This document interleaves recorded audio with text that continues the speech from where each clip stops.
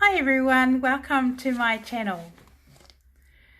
When a case is a criminal case, every single area of the individual's life, from birth to the time of death, is taken into consideration, regardless the occupation, status, race, religion, or gender. Truth must be told as the truth to ensure that it does not happen again to someone else, or at least a conformity of the actual facts and reality is verified by the person who suffers from the destructive or injurious action. Truth separates what is true and what is error, and who has been deceived or cheated, or who falls in the dishonesty category, and comprehensive division of the two who uphold as an undisputable facts or proposition.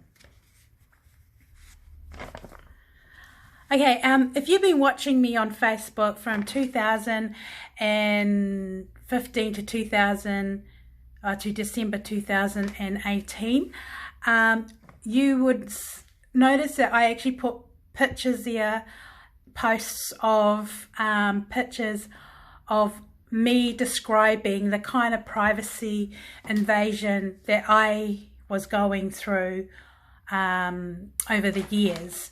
So I was trying to explain the Big Brother system, or boxed in and cloned while substitutes have been used. So that's what I've been subject to, and then when I got railroad out, I went through the aftermath of everything. But that's what the pictures were for. Also, these are the methods used to create fraudulent evidence during the use of substitutes. Substitutes are also used as informants for the opposition.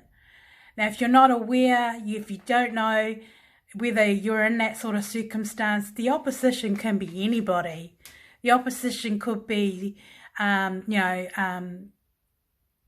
gang, or it could be, you're a threat, family violence. But it's not always necessarily family violence. You could be a threat to somebody in an authoritative job, or maybe it's a culture against another culture, or religion against another religion. So that's the danger when you've got people in your family being used by the opposition, because it endangers them, because they become evidence, and if something big happens, they become an accessory to a crime. So that is the biggest problem, with a breach, and hence all the complaints that I had lodged legally will prove in court. That's the action I'd taken, and it will reveal, that I'd never, the complaints that I legally lodged at that time will reveal that I never, my personality was very serious mindset, that I did everything I could legally to get help, but it didn't work. Okay, so what I have found with this project since 2006, I knew that people were within my workplace, within my home. It followed me everywhere, that somebody was trying to catch my every word. They followed me, it was consistent with the stalking. It was consistent to the places I went. It was like I had this, an evil spirit, or, just following me like I had a twin, and I just couldn't get rid of them. But I knew they were there. I knew they were recording my private conversation. This includes using the phone. I knew everyone within my private space were all in on it, or being used one way or another. So things like this, they actually need to take a lie detector or be put under oath. If a serious crime takes place, that's what they normally do. The other thing I have found, when you've lost your privacy completely, and you're subject to, what I've been through, everything is done in advance. Everything. Your whole environment is staged. It's not natural anymore automatically. When you've been forced to live like that for a very long time, it's very easy to detect whether you're in a premeditated set of circumstances, whether the person is for real or the person is fake. So that is a problem with when your privacy's gone. The other thing is, if someone's targeted you and has got a plot or a plan set out for you, everything has been done in advance or planned maybe 3 months, 6 months, even a year. So you'll end up going through this roller coaster ride. They do the damage, they leave the crime scene, they move on with life, and then you're left to like try and pick up the pieces. It's exactly where I've been, where I'm at.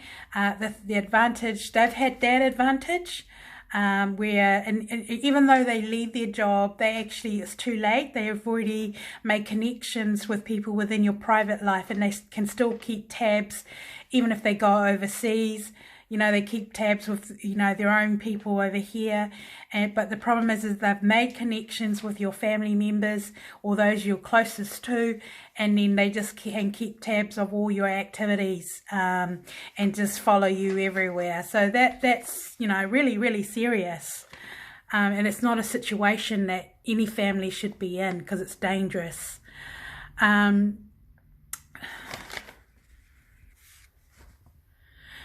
In my case, what has happened to me has affected many, or shall I say all of my closest immediate family and friends, because the crimes are historical patterns and methods and premeditated.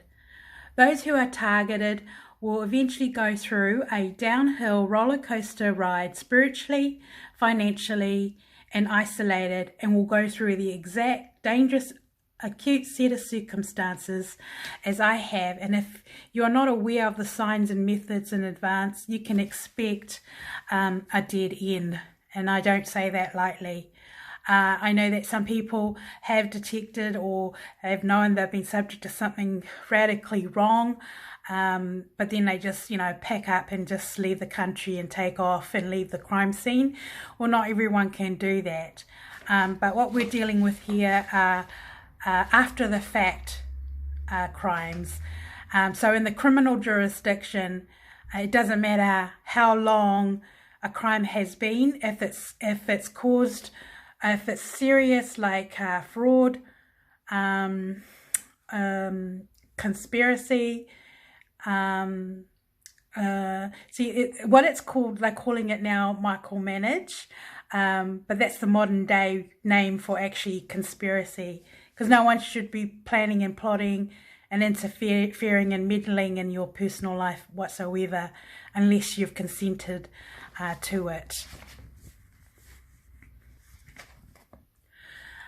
It is naturally common sense that after years of being subject to an unlawful and criminal activities initiated by those who hate you, because, if someone loves you, they wouldn't be doing, try and hurt you, and that's not love. So it's, these people hate you, that a strong hate alliance eventually accumulates as your haters join forces to destroy and take over your personal territory. So that's what's happened to me. Today I'll talk about the incident that led up to the unfair dismissal of my occupation, which was later cancelled at an employment mediation. Why is this important? The reason why this incident is important to mention is because it is very likely that some individuals may be caught up on the wrong side of the fence of what has happened to me. And my case will reveal who is actually the victims in this case. This scenario is the root cause of the incident that eventually railroaded me out of my job in 2015. Although before this incident became dangerously hostile in several intervals during this particular period of time, the root cause of this scenario is the specific preposition objective in my case. So what I mean is, this actually, what actually happened in my case, what actually happened to me in the office, it fed my haters to join forces and do what they did. They saw the opportunity. What I mean is, they saw the opportunity, and they all, they all took advantage of it. Okay. I know that I also know that I've been micromanaged. What I mean is, I already knew in advance my situation was being micromanaged over the years, literally. So when you're being micromanaged, it is another word, modern day name for conspiracy. I can confirm that, because there have been things that are out of my control.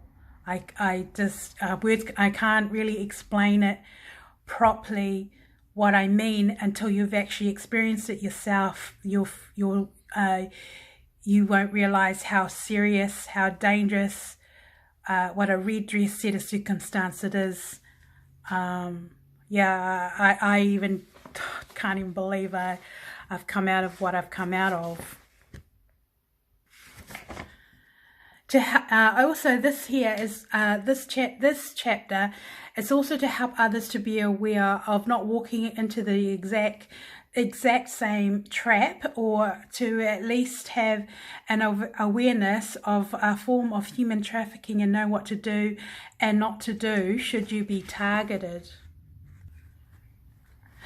So basically, my case, it will reveal a historical serial cyber bullying and attack methods. So it doesn't matter whether whether you work for the government or work for other companies. You're still an individual. So anything that has happened to you criminally in your lifetime, is all taken into account should something serious happen to you.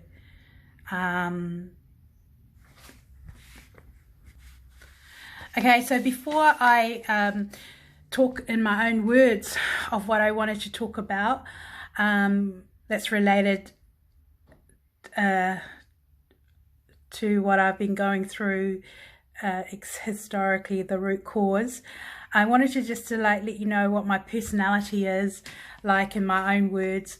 I am a mature professional, physically and mentally and spiritually healthy individual. I am a perfectionist when it comes to business and personal matters. I am unflappable and a routine person. I am a homebody and I love my personal space. I like to mind my own business, and I am very, very, very, very private. I've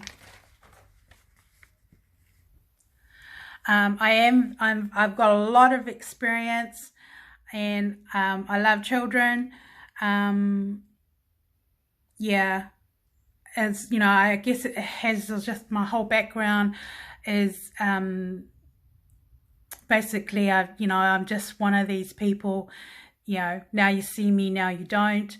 But that's just the way I am, and you'll find everybody that I know personally live like me, or even their personality, I can relate to them, because that's just how it is.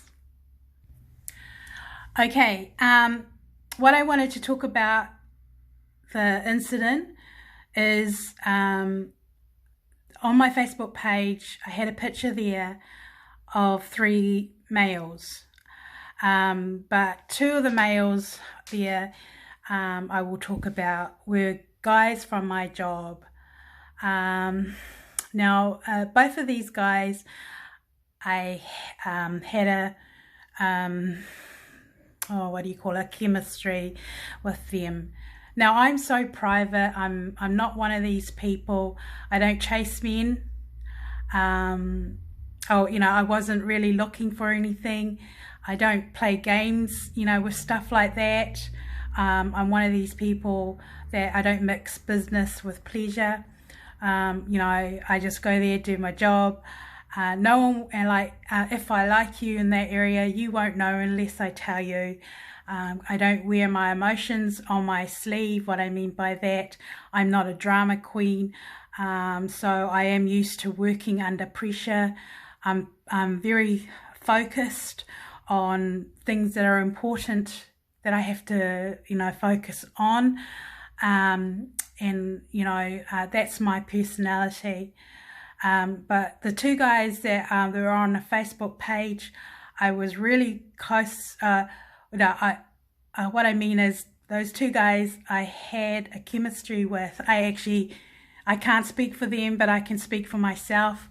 At that time, I fell in love with them. I had all that emotion with the chemistry, that you have when you have with someone at that time.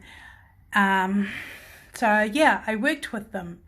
Unfortunately, one of them happened to be my boss, but I don't believe that he would have deliberately in advance do what he did, or be involved in something criminal if he knew it was going to, one, if it was criminal, or two, that it was going to cause me harm. But at the time, I can only talk about what happened in my personal space. But the reason that it was really difficult, and it was for me at the time, it was the fact that people within the workplace had gotten involved and made it out like a game. He eventually, I can't speak for her, but they set him up with her. I don't know her story, what happened between her and him. That's their business. Honestly, I'm one of these people, if that guy wants you, that's fine, you can have him, but just don't come in my space. The problem that was really, really wrong was that the work environment was hostile. They turned my what happened they turned work environment as if it was two women fighting over a guy, or two guys fighting over a woman. But I wasn't doing anything like that at all. But the opposition had built up an alliance, and we're all helping the other female, and they set him up. I knew that this was going on. Everyone was trying to make a joke of it. I didn't think it was a joke. I never told anyone that I really liked this guy, my boss, at that time. In fact, I didn't even show when someone's in love, you can't hide your emotions. It's all over your face. Maybe your face will probably light up. Some people, you can just see it, you read it from a mile. And people read into that, but I wasn't one of these people, who would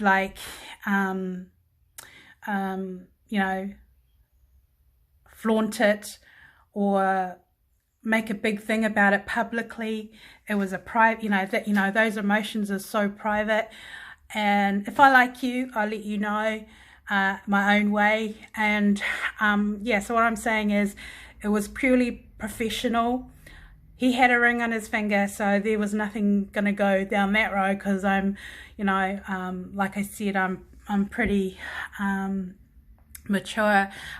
But what was actually happening at work at the time, it was what they did to me in there that was absolutely wrong. The abuse that followed, it was pretty nasty, is the word, pretty brutal. And the crimes, today people can get charged for common assault just for spitting, or, just, you can get charged for common assault for just minor stuff nowadays. But what they did to me, everything was done indirectly and premeditated, and it was deliberate to tear my confidence down, or to torment or abuse or belittle or humiliate. But by this time, I was actually used to that work environment. It was something that's been going on and off over the years. But that incident kind of sort of, what I meant by, as the root of it, is the opposition, or whoever was behind what I was going through for a very long time, saw the opportunity and took advantage of it. I don't believe my boss would deliberately, be part of something criminal. He was new. When he came into the picture at work at the time, we had a meeting, and leading up to what happened to me, I think it might have been in 2013, and after that meeting, I knew that they were going to railroad me out. I knew things were going to get gradually worse for me, and it did. I was in a situation, I was outnumbered. I was being micromanaged. I was being isolated.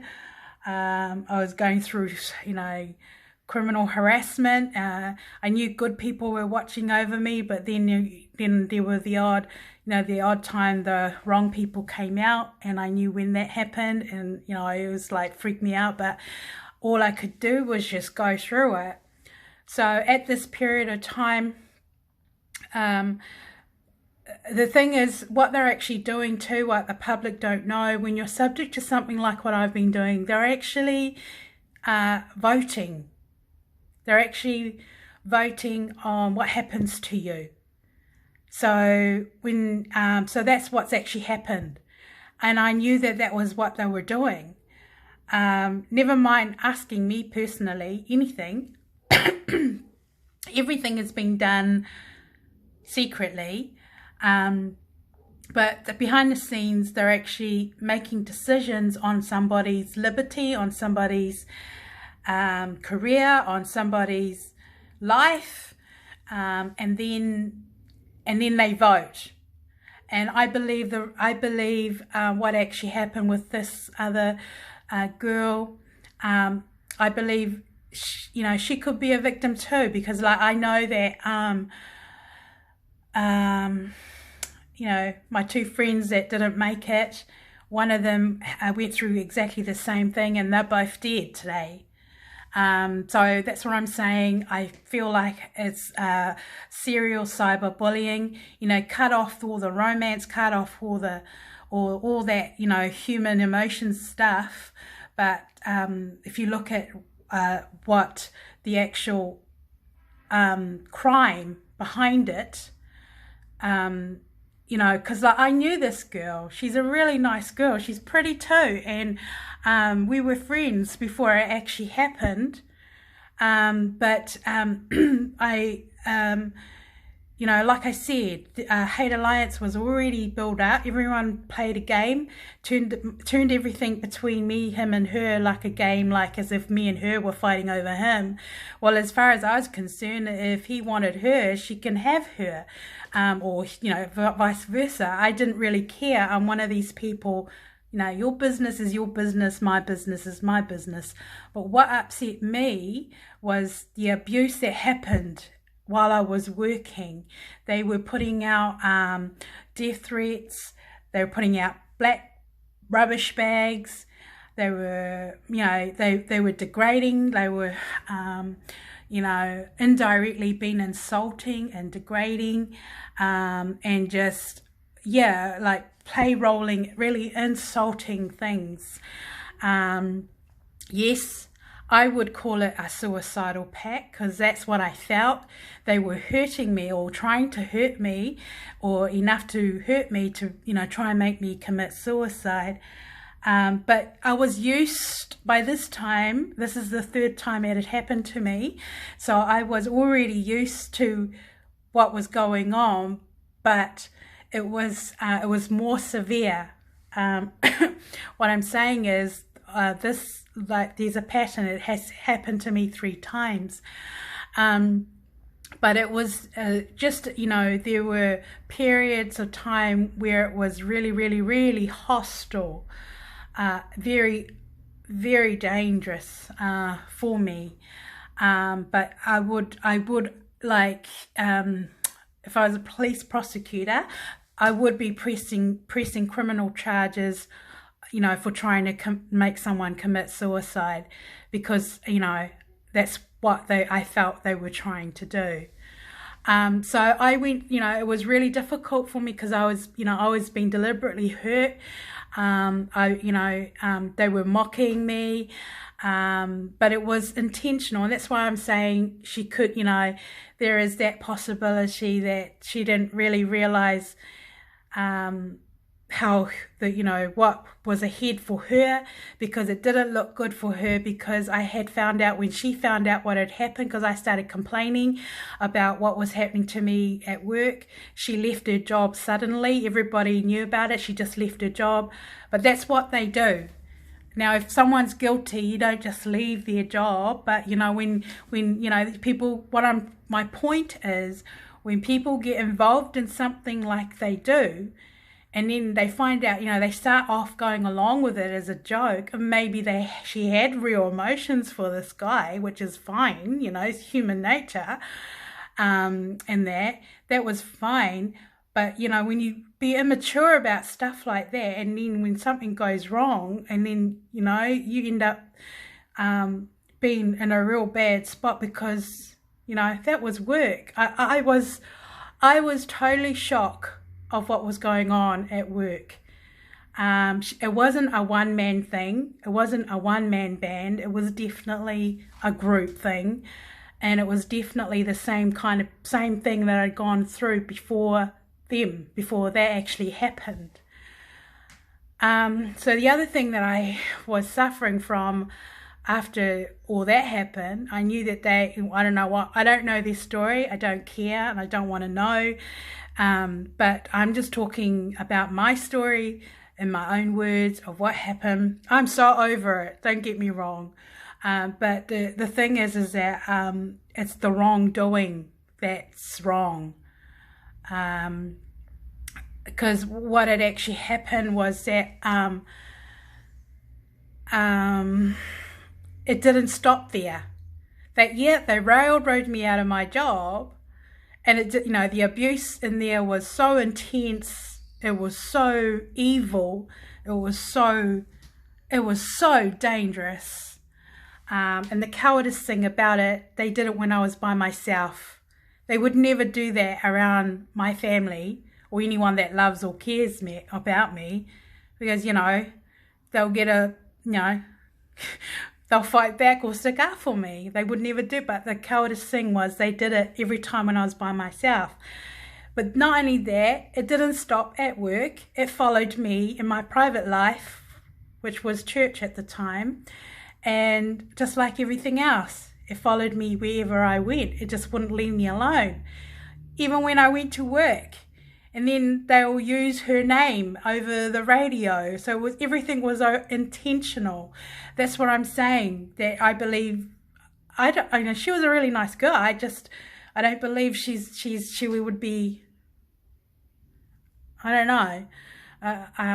Maybe I'm wrong, I don't know, but my own, from knowing her before all that happened, I just can't believe that she would even be a part of something like that. But it was the thing was, there was already division at work in regards to me. And that was exactly the same in my private life, and it was a historical thing. So there was a division also in my home, in my family and friends. So I had these, the hate alliance, and then those that like me. But eventually those that were on my side would either get into trouble with the law because it backfired, or they'd be walked into a trap too. And then eventually I felt like I was, all the good people in my life slowly sort of like lured away. Well, they're still there. If I go looking for them or talk to them, they're still the same. But I'm just trying to explain what a conspiracy is and the danger of when your privacy's gone. Because I do know a lot of people. I'm talking about a lot of people. Hence is the reason why I'm also doing this channel, because I know a lot of people will be worried about me and probably think, what happened to her, because it's so out of character for me to just disappear. But it's also to help everybody, be aware of human trafficking. And a lot of the people don't know what my side of the story, what actually happened to me. And in my lifetime, I actually know more good people than the opposite, if you know what I mean. In fact, most of my friends, some of them I can personally thank them, for their support over the years, watching over me. But it's, I'm talking about from my own space, how difficult it has been for me. So I did say there was 2 guys. I will carry on this conversation on another video clip, but I will leave it there for now. But I do have a homework for you. So I wanted to test your knowledge, and I wanted you to keep in mind that in your country your laws will be different to my country. But the laws, in your country are the laws that you have to abide to. For example, the laws that I've used in my court cases, my court case are the laws in my country, and that's where I'm coming from. So I've got a bit of homework for you if you're interested, and that is to do research on the laws that protects a person's life and security. For example, I want you to find the laws that stops and allows any person from being subject to anything illegal, or for example, a scientific experiment like I have, without the consent, medically or any other form. So I want you to, because things have changed so much, these things you don't know unless you go and do your homework, or